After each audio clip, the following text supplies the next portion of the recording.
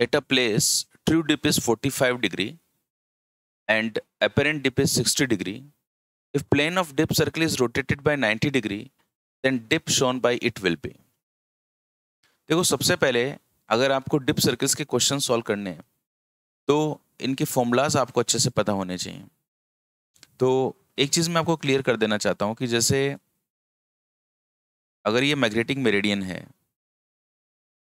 If this is magnetic meridian, और ये कोई दूसरा प्लेन है जो मैग्नेटिक मेरिडियन से कुछ अलग है, और इन दोनों प्लेन्स के बीच में एंगल अल्फा है, ठीक है। और मैग्नेटिक मेरिडियन में जो आपका निडल है ये जितने एंगल पे झुक रहा है, इस एंगल को हम लोग ट्रू डिप कहते हैं। This is called true dip. And जो अदर प्लेन है जो इससे अल्फा एंगल पे है, अगर मैं वहां पर इसका डिप निकालता हूं कि कितने एंगल पे ये झुकी हुई है, तो उसको हम लोग एपरेंट डिप कहते हैं। Alpha is the angle between magnetic meridian and another plane. तो इनमें जो रिलेशन होता है ना, ये रिलेशन आपको याद होना चाहिए, और ये रिलेशन होता है कि tan डेल डैश मतलब tan apparent dip is equals to tan true dip upon cos alpha. इस फॉर्मूला से हम लोग बहुत अच्छे अच्छे क्वेश्चंस करेंगे। ध्यान रखना, alpha is the angle between magnetic meridian and plane. तो सबसे पहले मैं इस इंफॉर्मेशन का यूज करता हूँ। मुझे दिया हुआ है ट्रू डिप, ट्रू डिप का मतलब मुझे डेल दिया हुआ है, और अपेरेंट डिप मतलब ये 60 डिग्री दिया हुआ है। देखो इस इंफॉर्मेशन से आपको क्या मिलेगा, अल्फा मिलेगा। अल्फा क्या है, वो जो हाइपोथेटिकल प्लेन है और ये जो मैग्नेटिक मेरिडियन है, इन दोनों के बीच में एंगल है।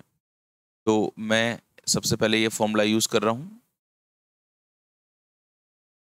यहां से मुझे अल्फा मिलेगा, ये हो जाएगा आपका tan del upon tan del dash. ये जो डेल है ये ट्रू डिप है जो मुझे क्वेश्चन में 45 डिग्री दे रखा है, और जो डेल डैश है वो 60 डिग्री है जो कि एपरेंट डिप है। tan 45 का वैल्यू 1 होता है और tan 60 की वैल्यू √3 होती है। इस तरह से मेरे को cos अल्फा मिल गया, ये मेरे पास में cos अल्फा आ गया, तो यहाँ से मेरे को अल्फा की इंफॉर्मेशन मिल गई।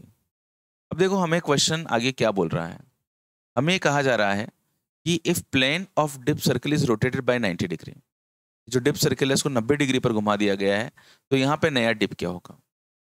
तो अगर मैं इस सिचुएशन को, ये जो मैंने यहाँ पे दिखा रखी है, अगर मैं इसको टॉप व्यू देखता हूँ, उसका ऊपर से देखता हूँ, तो अभी तक सिचुएशन ये है, ये मैग्नेटिक मेरिडियन और ये आपका प्लेन जो गिवन था, इन दोनों के बीच में एंगल कितना था, alpha. This is magnetic meridian. अच्छा, अब मैंने इस प्लेन को 90 डिग्री पर रोटेट कर दिया, इसको मैंने 90 डिग्री के एंगल पे घुमा दिया। अगर मैं इसको 90 डिग्री के एंगल पे घुमाता हूं तो मतलब मैं इस प्लेन को यहाँ पे ले आया हूँ। अगर मैं प्लेन को अब यहाँ ले आया हूँ, तो अभी जो प्लेन है और जो मैग्नेटिक मेरिडियन में, इन दोनों में जो एंगल है वो कितना हो गया, 90 माइनस अल्फा। यहाँ जो एंगल होता है वो ट्रू डिप होता है, और यहाँ पे अपेरेंट डिप था आपका इतना, तो यहाँ पे डेल डबल प्राइम कर दिया मैंने अपेरेंट डिप की वैल्यू को। तो अपेरेंट डिप जो है अब इस नए प्लेन में हो जाएगा tan del double dash is equals to true dip upon cos and this angle, है ना। ये जो एंगल होता है वो प्लेन और मैग्नेटिक मेरिडियन के बीच में होता है, जो 90 माइनस अल्फा मुझे दिया हुआ है। अब यहाँ पे मेरे को अपेरेंट डिप बताना है, एंड जो मेरा पुराना डिप था वो ट्रू डिप, वो कितना था, 45 degree, and this is sine alpha. tan 45 की वैल्यू 1 होती है, और 1 में मेरे को साइन अल्फा को डिवाइड करना है। अब साइन अल्फा मेरे पास में कहाँ जाएगा, यहाँ से cos अल्फा से।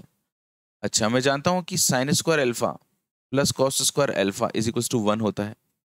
तो sine square alpha is equals to 1 minus cos square alpha. Sine alpha is equals to √1 minus cos square alpha. cos square alpha की वैल्यू 1/3 आ जाएगी, तो ये हो गया आपका √2/3। तो देखो यार, cos अल्फा का भी दे रखा हो ना, तो उससे साइन अल्फा निकाल सकते हैं अपन लोग इस तरह से। और अगर ये आ गया मेरे पास में, so I am just going to put this value, इसकी वैल्यू मेरे पास में √2/3, √2/3, तो ये √3/2 हो जाएगा। Okay, this is the value of tan double dash, this is √3/2। जब मैंने इसके ऑप्शंस देखे तो यार मेरे को एक भी ऑप्शन tan की फॉर्म में नहीं मिला, cos की फॉर्म में, sin की फॉर्म में, cot की फॉर्म में ऐसे मिला। तो tan थीटा को मैं 1/cot लिख सकता हूँ, this is √3/2, cot del double dash is equal to √2/3। And जब मैंने ऑप्शंस देखे तो मेरा थर्ड ऑप्शन मैच कर रहा था।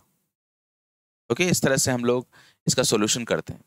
आपको आपकी प्रॉब्लम का सॉल्यूशन मिला होगा, एंड ये फॉर्मूला इज वेरी इंपॉर्टेंट।